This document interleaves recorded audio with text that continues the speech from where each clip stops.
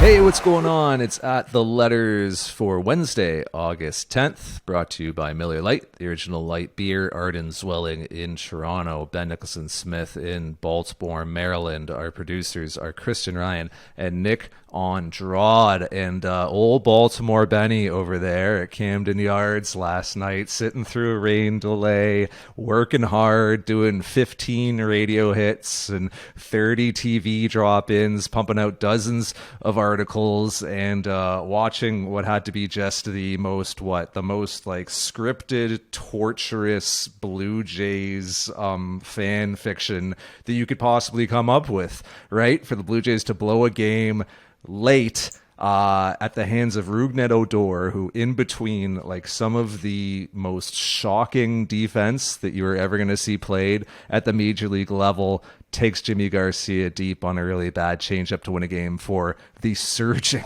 Baltimore Orioles. Ben, could you believe it as it was occurring?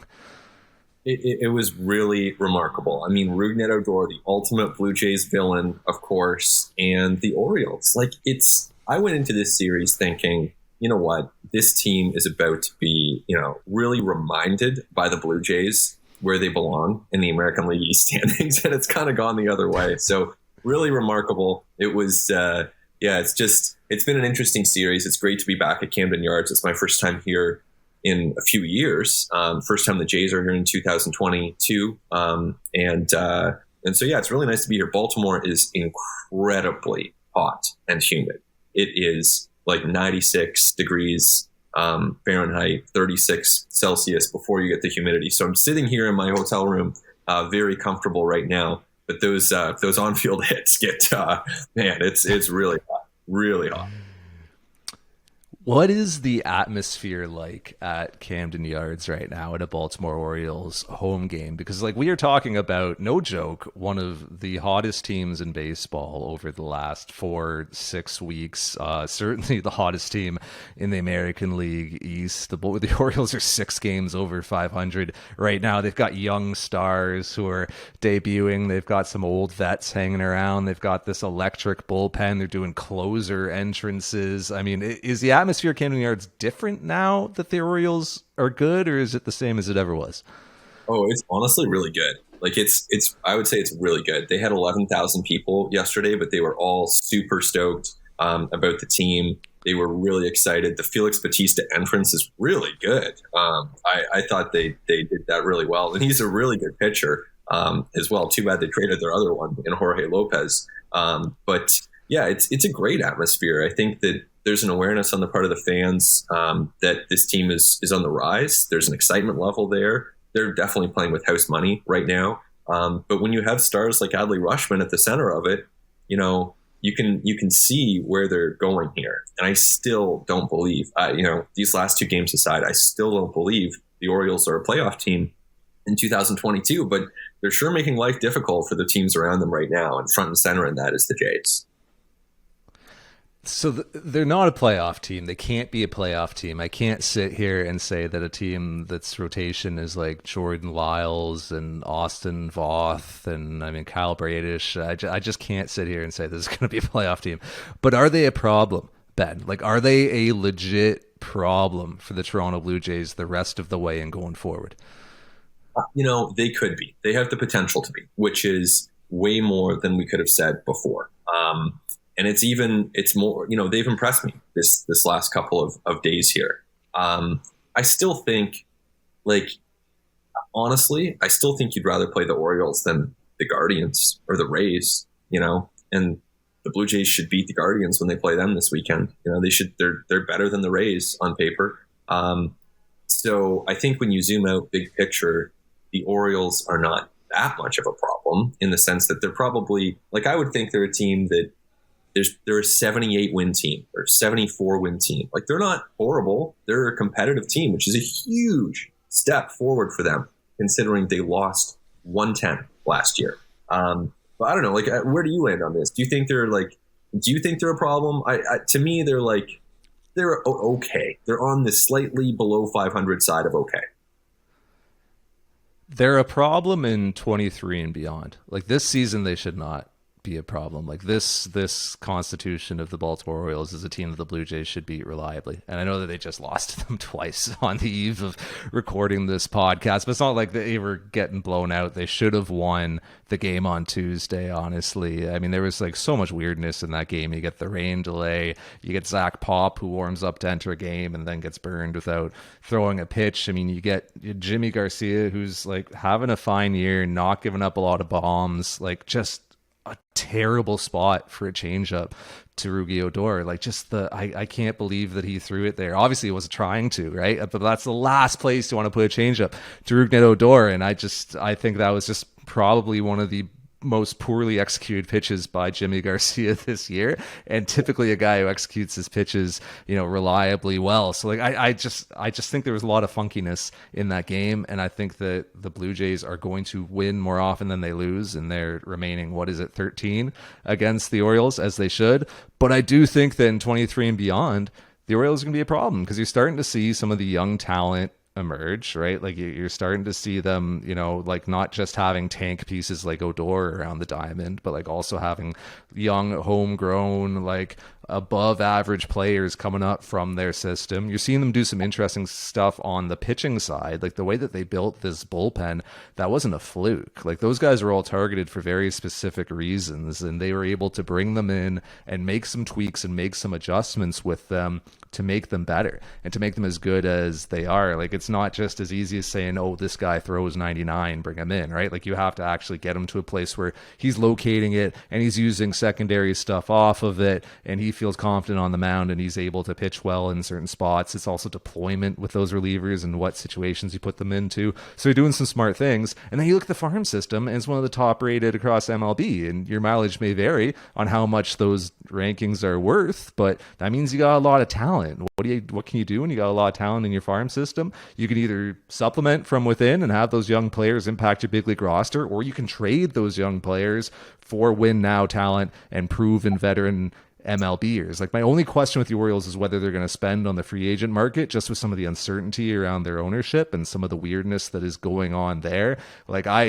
Play back the tape, man. Last offseason, I was like, the Orioles should sign Carlos Correa. Last offseason, I thought they should have signed him to a long-term deal. Like, go get him now. So what if you're going to be bad this year? You're bad in the first year of his contract, and then you still have the good player after that when you're trying to be good. I think they should go out, and if Correa is on the market again, they should go sign him again. Or they should go sign Trey Turner, like another really good young, nobody's young in free agency, but like really good free agent this offseason to supplement this thing and to start getting good going forward, because I do think that in 23 and beyond, like they could be legit in this division. Yeah, Xander Bogaerts, potentially. There are a lot of good free agent shortstops. Dansby Swanson, maybe just get one of those guys, see what happens, because they could certainly use it, get stronger up the middle, along with Mullins and of course Rushman, and see what happens. The bullpen's remarkable. I think I should ask around about this a bit more, but I have this theory that it's easier to build a bullpen on a bad team because you can take a Rule 5 guy, you have the top waiver pick, you can take chances on guys who are maybe high risk, high reward. You're not going to spend $3 million on a David Phelps because it's like, what does David Phelps do for the Orioles? You take bigger risks, and then the Orioles are really having some of them pay off. So I kind of have that theory that's a little easier to do it, but whatever. I mean, at this point, they've kind of done it. Their bullpen is pretty good. Guys like Baker throwing 99. I mean, Bo Bichette took it the opposite field for a home run, which is a pretty nice piece of hitting by Bo, and we can get to that. But, the bullpen's really good for the Orioles. I guess it's just that starting rotation needs some help. So this offseason, they should be signing a starting pitcher, a couple starting pitchers, and probably a shortstop. Probably go out and get like one of those big shortstops. And that would be, if they can do that, then it would be really interesting. And the AL East would have 5 good teams.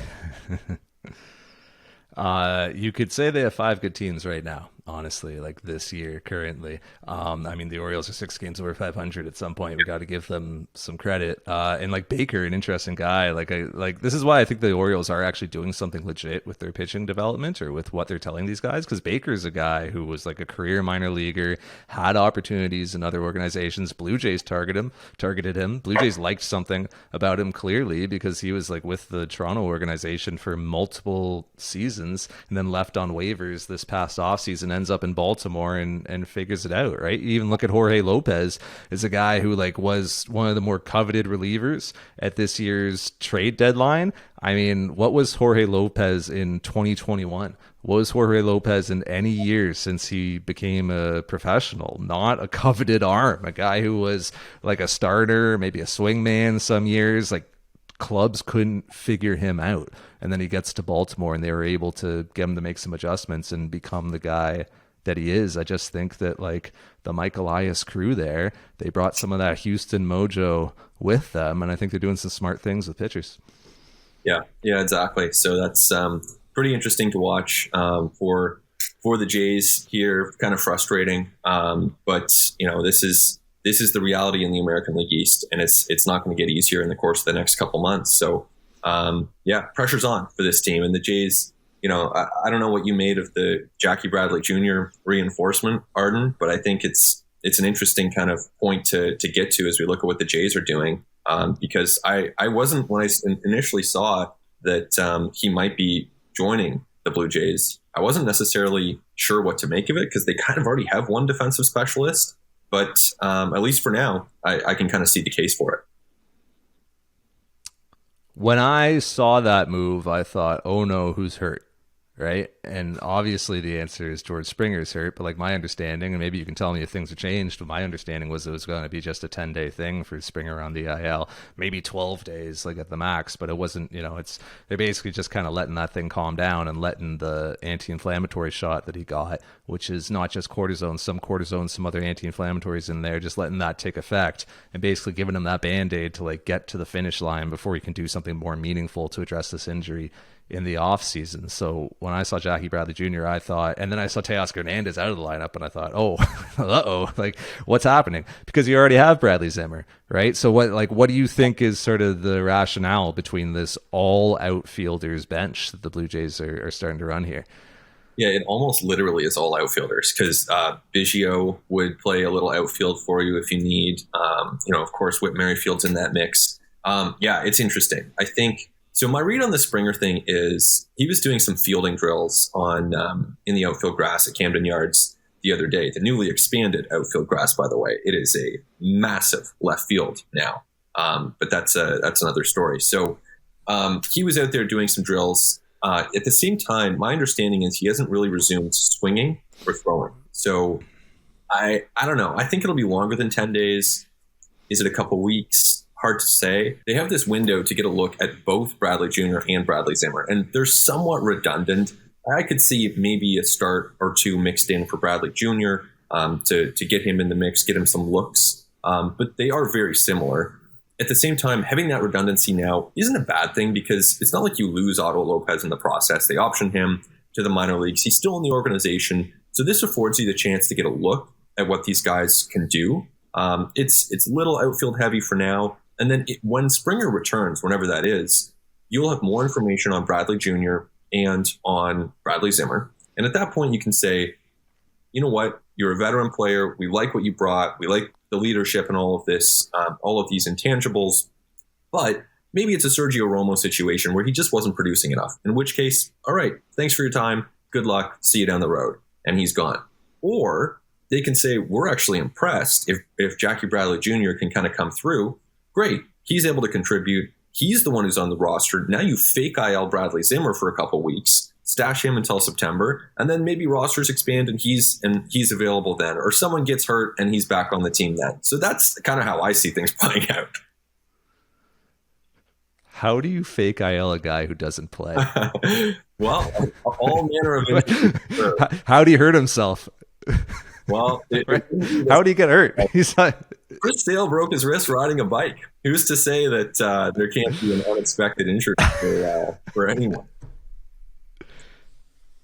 They're going to be like chucking banana peels around him outside the hotel, just trying to get him to slip. I mean, okay, sure. If this is just another like 10-day NBA contract thing, right, that the Blue Jays are doing, like, sure, whatever. Like, what's the downside? There is literally none. No downside to taking a look at Jackie Bradley Jr. I mean, I would be personally out trying to get like a Jake McGee in here myself. If I was like splashing around that kind of money and just like taking flyers on guys, I'd probably be doing it more so in the bullpen than in the outfield right now. Like I do wonder what this says about the Blue Jays' confidence in George Springer playing center field ever again this season. I wonder if like that's why they are now having this sort of center field audition on their bench, because I'm just not confident in what they would think Jackie Bradley Jr. can do differently than what Bradley Zimmer is right now, other than put the ball in play more often. Like I think he'll strike out less, but I don't know what other attribute Jackie Bradley Jr. would have an edge on Bradley Zimmer in. And I also don't know where the opportunity is going to come from for him to prove himself in that situation that you said, where he's, the Blue Jays are like, oh, we're impressed. He did so well. I mean, how much is he even realistically going to play? That's a good point. And, the people that I've spoken to who've watched a lot of Jackie Bradley Jr. this year say he's really not hitting. And that's borne out in the numbers. You can see that pretty obviously. There's not a lot there offensively right now. Yeah. So, I could have told you that then. Yeah, exactly. There's not a lot that you're going to get offensively. So he's a bench outfielder at this point. I guess one potential usage is, we saw it on Tuesday where the Blue Jays in that one center field slot used Whit Merrifield. Then they pinch hit, then it was a defensive replacement, Bradley Zimmer, then pinch hit Teoscar, then bring in Jackie Bradley Jr. So one spot in the lineup has four different players because they have all these outfielders. So you can go defense, offense, defense. You don't really see that in Major League Baseball very often. The right field defensive specialist, not really a position that exists. But hey, the other thing is, if you wanted to, you could go center field Bradley Zimmer late in games and right field Jackie Bradley Jr. I actually kind of like that. I mean, if you had infinite roster spots, you would certainly want to do that. Now, the reality is the Jays don't. And so, they have to show some discretion in the way that they're using those spots. But they're getting by with just the two catchers right now. Otto Lopez wasn't necessarily giving them a ton anyway. So I see it. I like the 10-day NBA contract comp. I kind of see it that way. It's a tryout. We'll see what happens.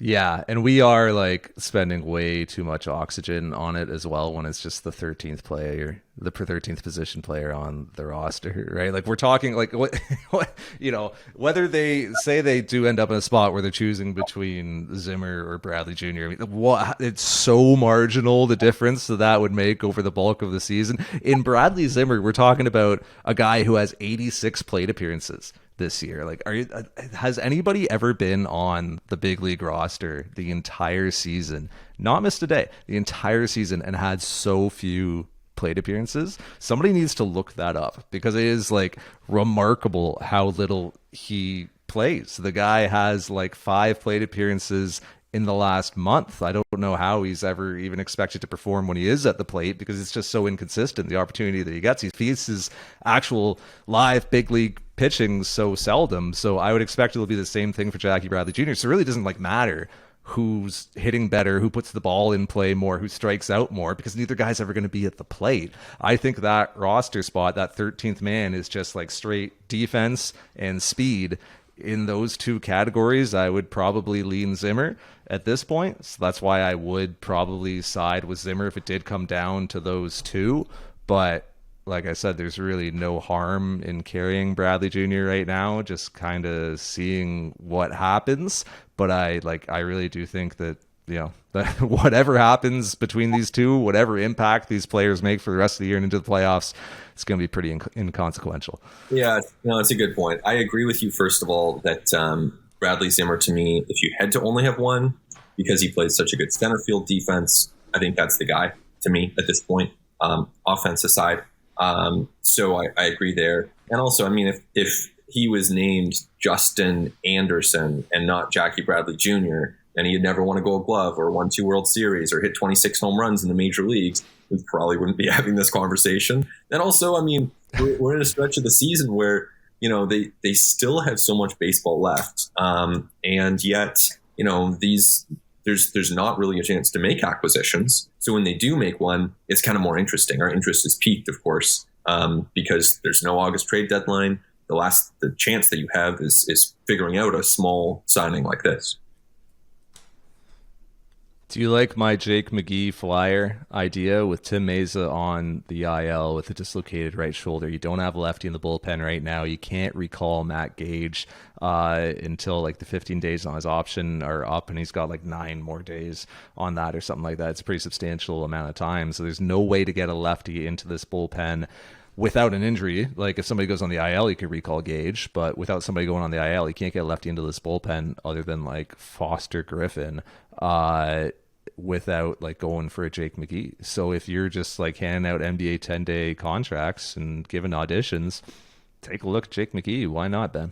So I don't have the numbers in front of me right this second, but if I'm not mistaken, his strikeout rate is like 11-12% this year. And to me, that's just low. You know, when the reliever major league average is 23%, you're literally half of that. I'm just not, honestly, I'm not that interested. And I know you could say, okay, there's the Pete Walker factor and see what happens. But Pete Walker, he's got his hands full as it is. You know, he's trying to navigate all the existing arms. Yusei Kikuchi is making a turn in that. They need Yusei Kikuchi in that rotation. So Pete Walker's already busy enough before he tries to start figuring out what ails Jake McGee. Yeah, Jake McGee's strikeout rate 12.4% this year, 24.3% in 2021, 42% in 2020 with the World Series champion LA Dodgers. I like sat down with Jake McGee's Savant page the other day for about 20 minutes and was like, why is this guy's fastball not playing anymore? And tried to figure it out. And I came up empty, man. I just drew blanks on it because it's similar velocity, similar action and movement. He's using it similarly. It's, I was texting somebody the other day and it was like, is he tipping pitches? And it's like, I don't know. He throws his fastball 90% of the time. I don't think that you can tip if you only throw one pitch. So why isn't this fastball working? And I couldn't figure it out, and I'm sure the Blue Jays have some theories on it. Good teams keep giving him opportunities, and good teams also keep cutting bait, so that kind of cuts both ways. But I just think like a real pressing need for the Blue Jays right now is a left-hander in their bullpen. I would love for it to be Matt Gage because I think Matt Gage has earned some run. I think that he deserves it for the way that he has pitched, not only in AAA, but in MLB.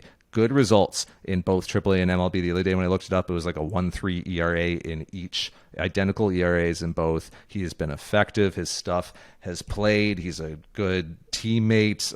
I know there were people in the clubhouse who thought that he got kind of jerked around earlier this year. Like he got caught in a roster crunch, sure, but it was kind of, there's a point this year where it was the Blue Jays were kind of given similar audition type deals to guys off the waiver wire. And I think people were kind of thinking, what's wrong with the guy you have internally who's earned it and who came up and pitched well for us out of our big league bullpen and got outs and was like actually earning leverage opportunities? Why aren't we going to him? Why is there another flavor of the week coming in off waivers right now? I think Matt Gage deserves that run. The thing is, like, just roster rules rise. You can't do it right now. So if I need somebody for the next 10 days, maybe I take a look at Jake McGee and see if I can help him get some swing and miss back with that fastball and miss bats and use it a bit more effectively, because I don't really see anything in the profile of the fastball that suggests it's changed all that much. So I wonder if there is a little adjustment, a little tweak, something someone can pick up to allow him to recapture what made him the Giants closer last year and what made him like a really effective reliever with the Dodgers in 2020. Yeah, to me, I think if this was the second week of spring training, then do it. Like, get him in there, see what you can do. And if he's willing to go to AAA Buffalo and work with the Jays pitching people there, then I say, great, get him in the organization, see what happens. I don't know that I would allocate the major league roster spot to him at this point. I think you're almost, and I know I just said there's so much season left, but we're almost getting to a point where it's like, I don't know how much experimentation you want to necessarily be doing and how much you want to be seeking those answers. And this is why, I know Meza got hurt shortly after the trade deadline. This is why we were saying last week, like, maybe just go and get like one more arm instead of getting, Bass and Pop. Maybe just get one more and see what happens there. Obviously didn't happen, so the Jays have to figure it out now, and they should be well equipped to do so still and preserve that top wildcard spot. But yeah, the McGee one's interesting, and I think we'll continue kind of looking at these guys as they pop up, as they're released. because at least the potential for improvements always intrigues front office people, and I think fans too have a real interest in, hey, what about this next acquisition?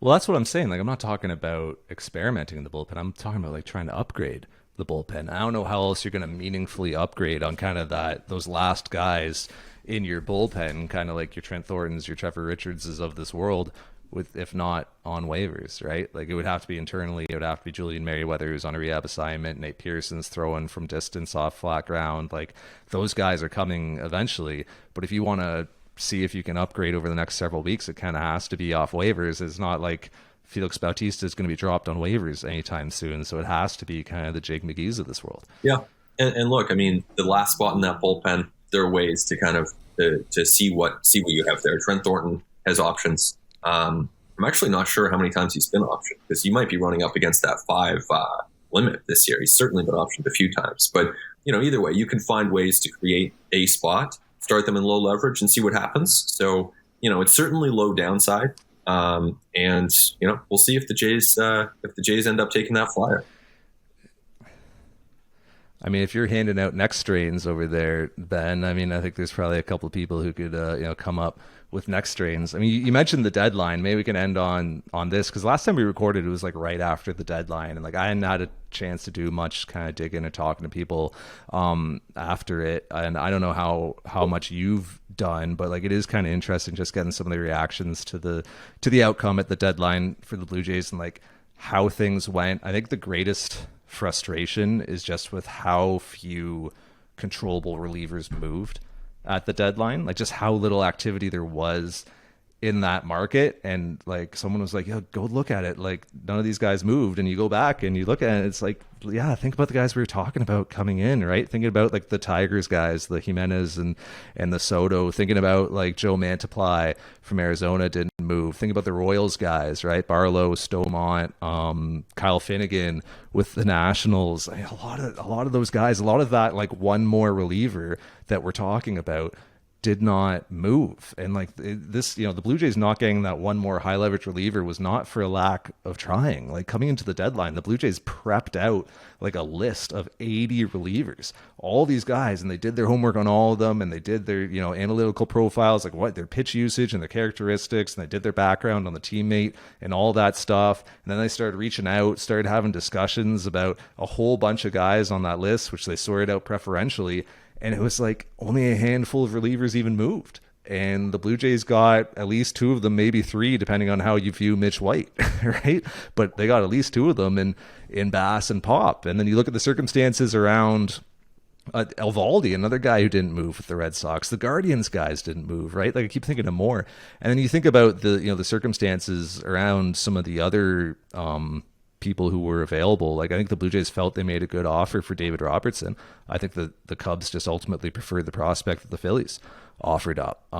With Montes and Trevino, like the Blue Jays felt like they were right there, and Oakland just preferred the prospects the Yankees were giving up. I think with Lopez, you're mentioning with the Orioles, I think the price was very different to move Lopez in the AL East than it was going to be to move him to the AL Central and to Minnesota. So I think it really was this weird confluence of circumstances that sort of boxed the Blue Jays out of that market and prevented them from adding that like one more high leverage reliever that we've been saying they really needed to add. Yeah, and certainly worth noting. It's a good point about the controllable relievers. Clearly, prices were high around baseball, very very expensive as far as prospects to add those guys. Which is reflected in the fact that they ultimately stayed put for the most part. Now, I'm not, there's nothing to really, I think it's interesting context, and there's nothing to really disagree with there or object to. It's just ultimately, the GM jobs and these front office jobs are coveted, and there's a lot of pressure on them, and they demand a lot of creativity. And ultimately, those are the obstacles. And so, how do you find a way around those obstacles and make sure that the bullpen is good enough? And can you find a way around those obstacles and make sure that the bullpen is good enough? And so to some extent, the Jays did. Bass helps, Pop helps, Mitch White helps. So it's not that they didn't improve. It's did they get that full improvement that they could have used and obviously were seeking? Did they find that creative pathway to get that done? At this point, it looks like they got partially there, which is better than nothing, but maybe not as far as they could have. It's tricky, right? Because when the creative pathway for a Jorge Lopez is like one of your top prospects, like, I don't know if I want to do that for a reliever who's good for the first year in his career. It's like we were talking about earlier in the podcast, like, what was Jorge Lopez's value just last year? What's his value been for the entirety of his career? Extremely low, right? And he figured it out this year. Great. But there isn't like a great track record of success there with him. So are you really going to be giving up like a premium name from your system for to convince the Orioles to trade Jorge Lopez in the division? Like think of like so you talk about the barriers, like think about with Detroit, right? Like Joe Jimenez, who we talked about tons leading into the deadline, very high on that list for the Blue Jays. Gregory Soto as well, very high on their preferred list of relievers that they were targeting at the deadline that they had discussions about. But if Detroit is saying, look, we're underperforming this year, we don't feel like we're as good as we were meant to be. We obviously went out and splashed and spent a ton of money, and we want to continue spending money going forward. We are trying to turn the corner here. We want to be good in 2023. If we are trading you a Jimenez or a Soto who could contribute to us in 2023, it has to be also for someone who can help us in 2023. Somebody who is proven, somebody who is MLB now talent, like current big leaguer. If that is the ask for the Detroit Tigers and you're the Toronto Blue Jays, are you then looking to somebody on your actual MLB roster? And it's not going to be somebody on your bench, right? It's not going to be a Bradley Zimmer. Like, it's going to be somebody who you are starting, somebody from your regular rotation of position players. Are you making that deal for a controllable reliever if that's the cost? And are you sort of jeopardizing the continuity in your clubhouse? And are you taking something away from your offense in order to add a Jimenez? That's, to me, like, that's tough to find the creative way around that barrier. Yeah, no doubt. No doubt. It would be a challenge. It would maybe mean paying more, or you go back to the Cubs at that point. You offer a bit more than for David Robertson than you thought you should have to, quote unquote. There are different ways to kind of look at these things. We just know the end result at this point. We know the end result is the bullpen looking the way it does. Bullpen with no lefties right now, a bullpen that, and look, like the Jays still have a good farm system, so that's good. But the price of that, and once you start talking yourself out of relievers, you don't end up necessarily with a ton of relievers that you feel a full degree of confidence in. So that's the other side of it, is if you're like, I don't know about Joe Jimenez, he was walking everyone last year. All right, well then the Tigers are the ones with Joe Jimenez and not you. And, you have to figure it out with Trevor Richards and Jimmy Garcia hanging changeups to Rougned Odor. And that's okay. That's going to happen. I'm not trying to knock Jimmy Garcia here, but, that's the trade-off at the deadline. Sure is. Let's step away. When we come back, we should talk pitching. We should talk starting rotation because there's some big questions there, and we should talk, probably about the players on the Blue Jays who are actually going to play, other than whoever's going to end up in the 13th position on the position player roster. All of that and so much more when we continue on At The Letters. It continues on At The Letters. Arden Zwelling, Ben Nicholson Smith, our producers are Christian Ryan and Nick Andrade, and it is time now for Major League Beer for Major League Baseball, brought to you by Miller Lite, the original light beer. Old Benny Baltimore's at Camden Yards this week and got to see the Felix Bautista entrance up close. That's from what I understand, like a relatively new development for them there in Baltimore. It looked awesome on TV, probably looked really cool in person. Starting to see that at a lot of ballparks around MLB right now. Everyone's seen the Edwin Diaz entrance. Jordan Romano's got an entrance. Ben, are you in favor or are you opposed to this trend of closer entrances across MLB? I can't imagine being opposed to a trend that's so fun. It's awesome, I think. And Edwin Diaz, clearly, I think it's the best entrance any closer has ever had. I know Mariano Rivera. I know Trevor Hoffman. I mean, those are legendary in their own right. But Edwin Diaz, it's better. It's on a different level. It's incredible. It takes over the stadium. Mr. and Mrs. Met playing the trumpets. And the Felix Bautista one was incredible. I thought it was great. I think Romano's is pretty good too. But yeah, very much pro closer entrance music. I hope that we continue to see them. You have to do it you have to have a certain stature. You're not going to do it for a closer by committee per se. But I think that if you get to a certain stature, you've earned it. Let's see that happen. Yeah, they're almost better when they're like understated. You know what I mean? Like Edwin Diaz's is pretty like it's not like smashing you over the head with like death metal, right? Like it's very, same with the Bautista one, like pretty understated, like those ones are almost better than the ones that come in with something like really hard hitting and just like really just kind of rattling for lack of a better word. So I like those ones. Trevor McGill had one that I saw in Minneapolis when I was there at Target Field. It's kind of cool. He comes out to the GoldenEye theme.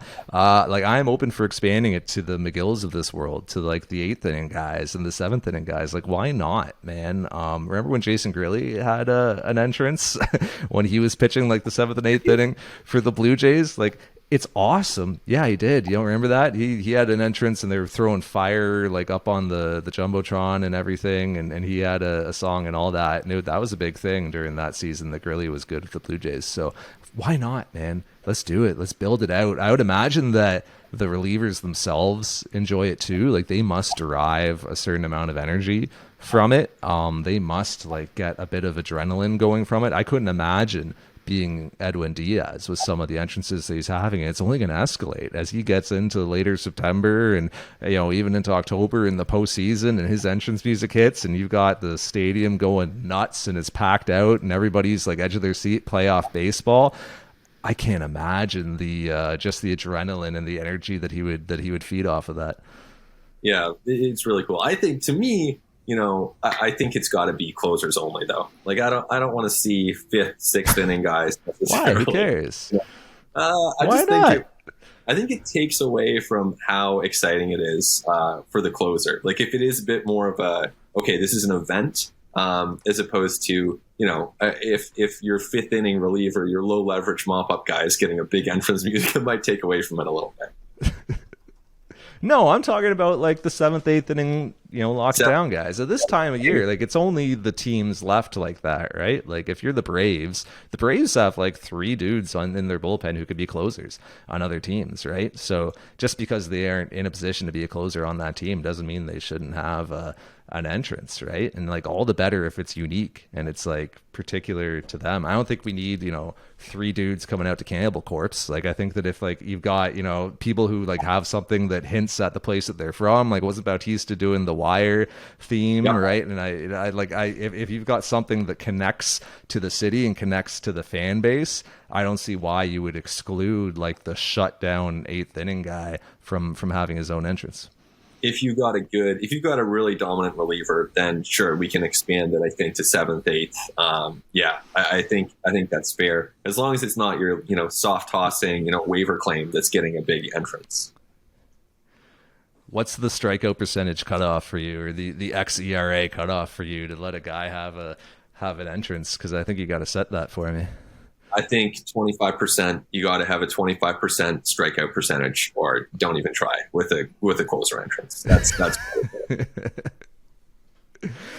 So we're recording this at an awkward time because Jose Berrios is going to, almost said Jose Bautista. That would be funny if Jose Bautista was pitching tonight, but no, Jose Berrios is pitching tonight, and we don't know what happened yet as we're recording this, and we're about to find out in not that many hours from now. And when you're listening to this, you probably do know what happened. All we know sitting here right now is, wow, do the Blue Jays need a big outing from Jose Berrios here on Wednesday, August the 10th. They've dropped the first 2 games of the series against Baltimore Orioles. It's the final day of a road trip. Everybody's tired. It's the dog days of August. As Ben said, it was 2 million degrees on Tuesday night. Bullpen is thin. The Blue Jays have been having short starts recently. I mean, Kikuchi had a stinker, and I mean, Manoah didn't even get like super deep in his start. Didn't look amazing in his outing. Berrios had a short outing his last time out.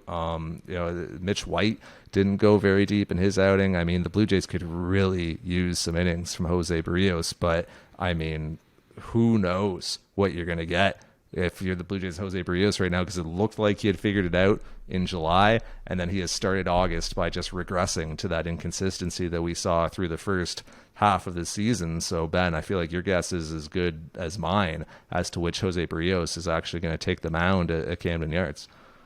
Exactly. And I think that in itself is telling, right? That it is a guessing game, that you don't know exactly what to expect from a pitcher, again, who's, not only this year, but 6 more years, $20 million, right? Like that's a a really big commitment for this team.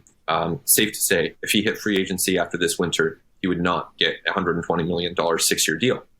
So that's done. You're not going to undo that. That is what it is. And he's still a pitcher with a lot of skills and athleticism and traits that make him appealing and intriguing, even for this season, let alone the future. So the Jays need to find a way to get more consistency out of him. Certainly, he's flashed upside this year with a couple of 13 strikeout performances. So it's there. The velocity's there.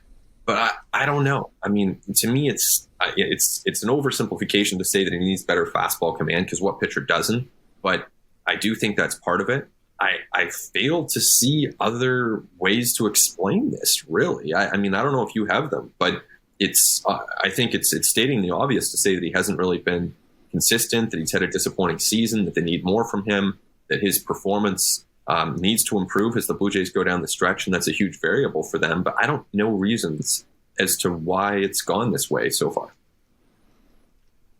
No, his misses just have been over the heart of the plate, and those are getting hammered, right? Like big league pitchers are gonna, punish you if you leave too many fastballs right over the heart of the plate, right? Like if he's gonna miss, he's gonna need to miss off the plate, and like that's the biggest thing for me. And with him, you almost work backwards, right? For a lot of guys, you kind of look to their fastball first. I almost look to his curveball first. I looked at the reactions he's getting from hitters with his curveball, because when you see him getting flinches with his curveball and getting chase outside the zone and also missing bats in the zone with his curveball, again, not over the heart of the plate, but to the edges and down, that's when you know Jose Berrios is on, and that's when you know he's going to be pretty good. But when you don't see that from his curveball, then the fastball seems to be pretty hittable, and hitters seem to be okay eliminating that breaking pitch for him and teeing off on fastballs. So yeah, it's execution, really. And yeah, I'm not a pitching coach. I don't know if it's mechanical. I know the Blue Jays have been doing a lot of tinkering with him and making a lot of tweaks, moving him on the rubber and looking at his release points and changing things. But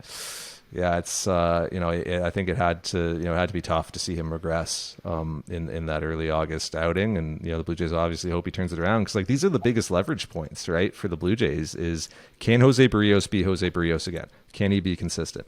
Can Vladimir Guerrero Jr. be something closer to 2021 Vladimir Guerrero Jr.? He's still having a very good year, but it certainly, is not risen to the standard that he set for himself in 2021.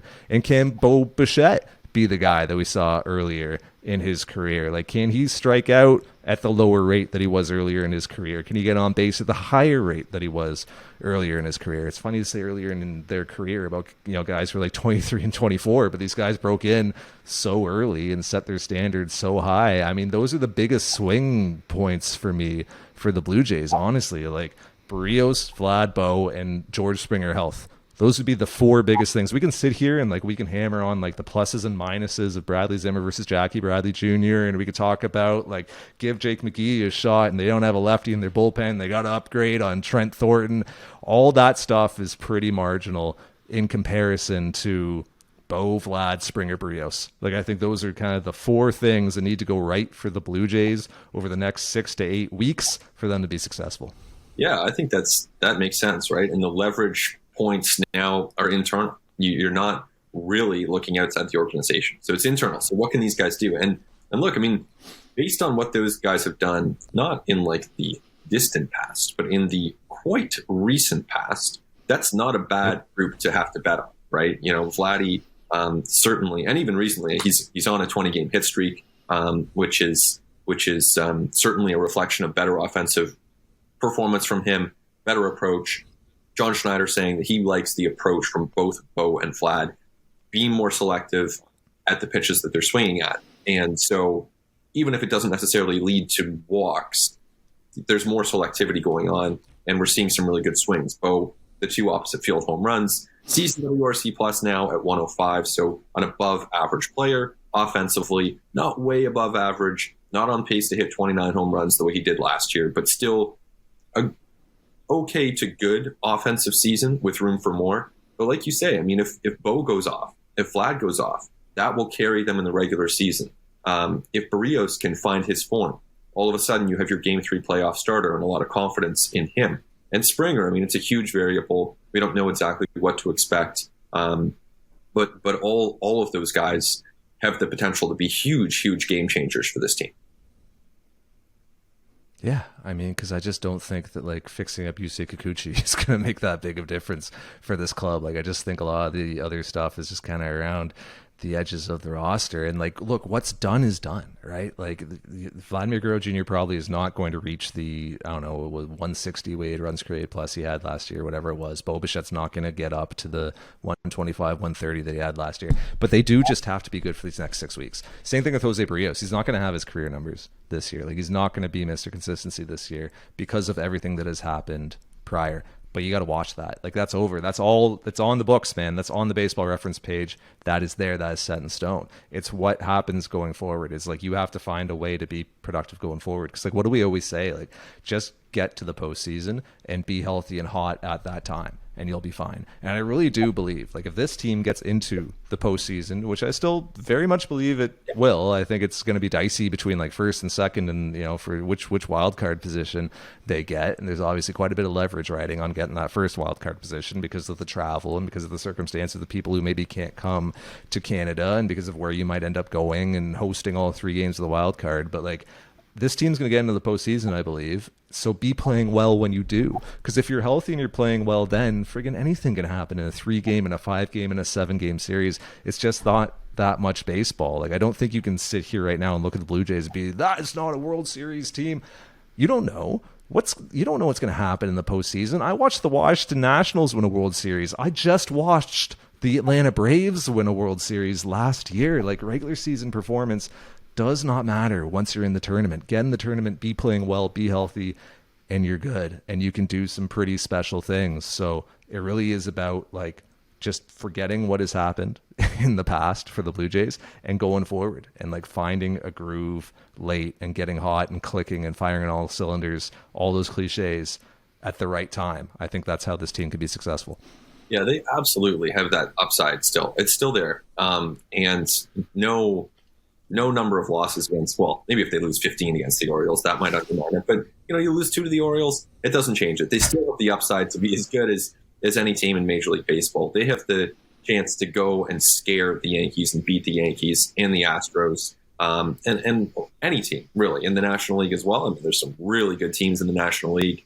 Mets, Atlanta, Dodgers, Padres, obviously. So you got some scary teams there, but the Jays could play with anyone. And so this is where the Springer IL decision just made so much sense to me, because it doesn't necessarily, like, yeah, it hurts. And maybe if he's playing these last couple games, they're 1-1, or maybe they're even 2-0 if Springer's playing and he's, but the thing is, he wasn't fully healthy anyway. So they probably wouldn't have gone 2-0 against the Orioles, because he wasn't even healthy anyway. So get him healthy, let him rest, and get him back when he's ready to contribute. And you got to see how this shot works, this anti-inflammatory shot works, because if it does work once, then you establish a time frame for whether you have to do it again.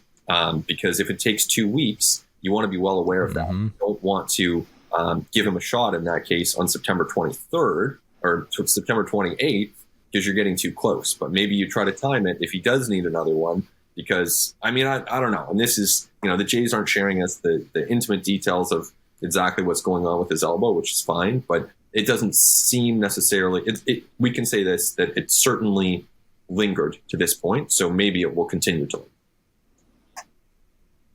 Yeah, I would expect so. I don't think that's going to be resolved until the offseason, until there isn't like baseball to be played and George Springer can have it properly addressed. And like, that's a good point. That, yeah, if he has to receive another shot, you want to know, okay, how long does it take to kind of recover from it? Because like these like anti-inflammatory injections, these cortisone shots, man, talk to ball players about them. Like, there's some scary shots. This is not like a COVID-19 vaccination. This is like this is a needle, man. And this thing is going in deep. And it is a very invasive thing, and it takes some time to get over these shots. But they're effective, man. They numb the pain. Like, I remember Nate Pearson got an injection probably late August last year, maybe even mid-August, and felt great towards the end of the season. Like said, like he felt fine, was able to, would have been able to pitch into the postseason, was like excited about pitching in the postseason, felt like himself on the mound. Obviously the Blue Jays didn't get there, and then they were like, all right, let's go take care of this sports hernia now. But because of the injection he got, like he got to the finish line feeling really good. So maybe one shot's enough to get George Springer there. Maybe they have to do it again and they learn something this time around. just about kind of best practices. But yeah, get George Springer peaking at the right time of the year, and that can be a powerful thing in your lineup. That can be really influential to wins and losses. Last thing, Yusei Kikuchi, what else is there to say?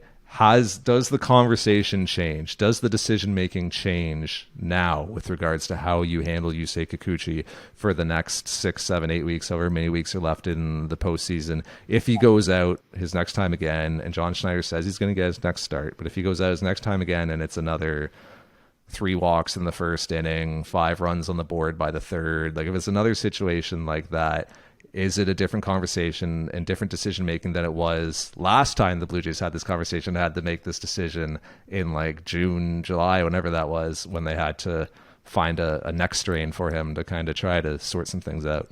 Yeah, I could be. I think it has the potential to be different. It would require a couple things, though. I mean, one variable there is Mitch White, how he pitches, how he looks, and his health, of course, which we can't take for granted. The other one is Ross Stripling. As he comes back from his injury, how does he do? How much time does he need? But at this point, until Stripling's fully healthy, you just need Yusei Kikuchi. So unless Stripling comes back and he's all systems go, and you're feeling really good about Mitch White, you want him in the rotation, maybe at that point you shift some things around with Kikuchi. Certainly, you have the flexibility to do that if you think that's best for the team. But, I just, at this point, they need him. If you're looking at healthy starters in the organization, he's one of the best 5. So, it's that's not a resounding endorsement of the starting pitching situation right now. But he is, right? I think he's one of the best 5. So you kind of need to keep rolling him out until someone else is healthy. There's damning with faint praise, and then there's whatever it is that you just said. Yeah, I think right. Yeah, no, and Thomas Hatch, honestly, I don't even think is starting anymore. Like, I think his role has been changed. I think they're looking at him out of the bullpen now. I don't even think that's an option anymore. I think, honestly, like, next man up would be Casey Lawrence, I would think, at this point, unless you think I'm missing somebody. No, I see Casey Lawrence as a viable option there, yeah. And Kikuchi, it might be. He's better. Right. After Kikuchi, I would say even bullpen day that Casey Lawrence is a part of might actually be what's more realistic. It's like opener Casey Lawrence for a few innings, Trent Thornton for 2 innings, and try to get it to the finish line. Like, that's what you're looking at. So yeah, here's the thing. Like, I think that Kikuchi to the bullpen is more on the table now than it was earlier this season. This is why I asked that. Like, I think earlier this season it was like, nope, we got to get him going as a starter. Like, he's got to be in our rotation.